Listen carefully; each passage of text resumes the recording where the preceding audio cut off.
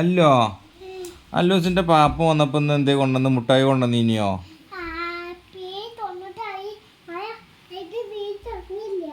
മഴ ആയിട്ട് പീടെ തൊന്നിയാ?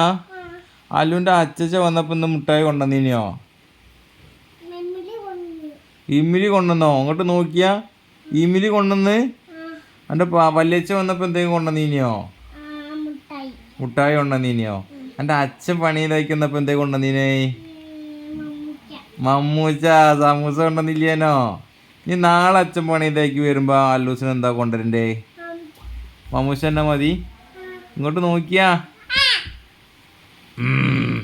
ഇനി പാപ്പനോട് നാളെ പണിയിലേക്ക് വരുമ്പോളേ മുട്ടായി കൊണ്ടുവരാൻ പറയണം കേട്ടോ. ഇനി എന്താ പറയാ?